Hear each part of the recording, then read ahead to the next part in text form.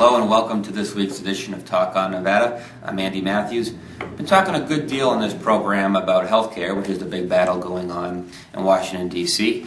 We've looked at this from a quality and access to care perspective, and this week we're going to focus on the cost of healthcare. And with me to answer some of these questions is Geoffrey Lawrence, a fiscal policy analyst at the Nevada Policy Research Institute. Jeff, welcome. Thanks. Good to be here, Andy. Jeff, the president is selling his healthcare agenda in part as a cost savings measure.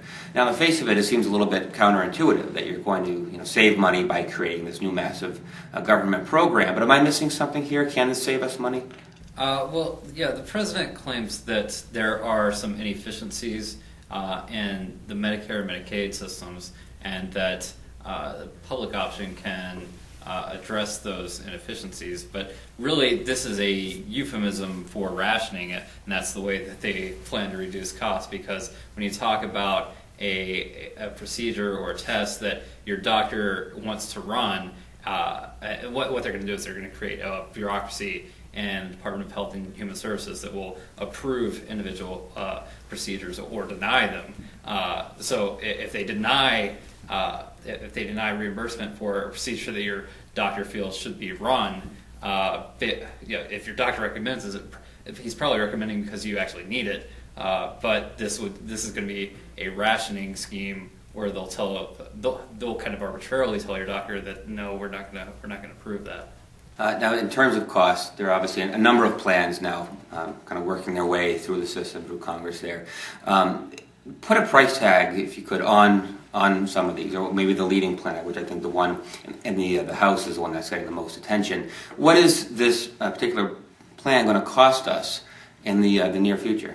The Congressional Budget Office says the House Bill 3200 is the one that's drawn the most attention, and the Congressional Budget Office has estimated that it will cost slightly over $1 trillion, so it's about $1.042 trillion over the first 10 years. Now, those costs are backloaded. So actually, if you go to, by the time you get to year 9, the costs for that year alone exceed the cost for the first 5 years combined, because eligibility for the public option, it's implemented on a graduated scale. And so some smaller businesses become eligible first, and then from year to year, bigger businesses become eligible, and because it's more, it's going to be cheaper for most businesses to dump their employees into the subsidized public option and eliminate their employer-provided health insurance. More and more will do that over time, so the cost will continue to escalate even beyond that 10-year horizon. Now, one of the significant things is that the Congressional Budget Office is prohibited by law from estimating costs beyond that 10-year horizon, even though the costs are on a continual upward curve during that time period.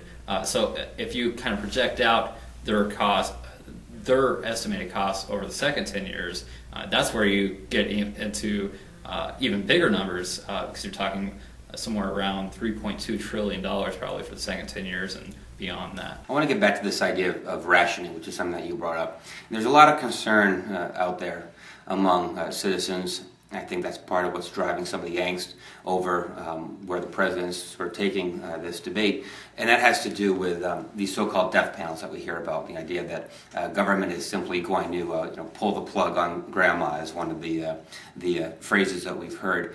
How much legitimacy is there to this? How much concern should there be among citizens that you're just not going to get the care you need, or potentially even something worse than that, where government's going to actually step in and prematurely end your life? What's going on here? Yeah, that's a good question, Andy, and there's been a lot of confusion about this. In reality, there's two separate issues going on here. The first is, and this is what people are concerned about, is that there's going to, the public option will offer reimbursement for advanced directive decision making, in advisement sessions, and creating a living will, things like that. Now, so people have been concerned. There's been rumors that this may lead to some kind of coerced euthanasia for some elderly individuals, and that doesn't appear to be factual at all. It's been played up in some corners of the debate. There is a second element to it, and that's the government might not be pressuring you to explicitly end your life, but they may withhold treatment through rationing. So when you talk about killing grandma, they're not going to be killing grandma, but grandma might die because she's not able to get the type of care that she needs. In fact, most of the savings that they talk about realizing through this new program is savings on healthcare during a person's last year of life. So when a person's getting really sick and they've kind of reached their life expectancy, at a certain age, then the government kind of will look at them and say, kind of cut them off, and say we're not going to spend money on this, this, and this, so you're not going to get the care you need to make sure you make it. Since we are talking about cost today, I want to come back to something.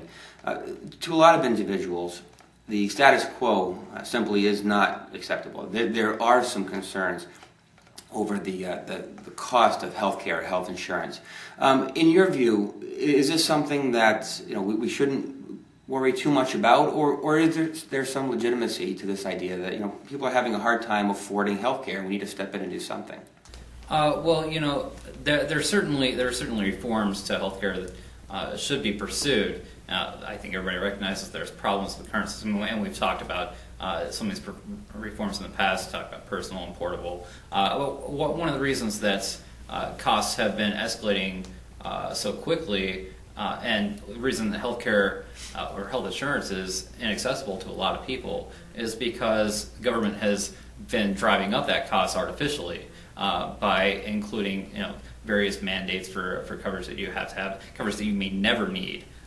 In New Jersey, for example, they have a mandate where if you want to purchase health insurance at all, you have to purchase coverage for in vitro fertilization, for example, something that most people probably will never need, never use, and that drives up the cost. For a typical insurance policy, baseline policy for 30-year-old male in New Jersey, for instance, is about 5 times the cost of the baseline insurance policy for the same male in Kentucky.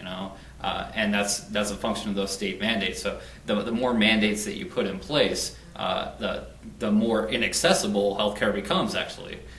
So the better option is to kind of streamline some of those mandates, eliminate some of them, in order to give people choices about the type of coverage that they need and what they'll be available to buy.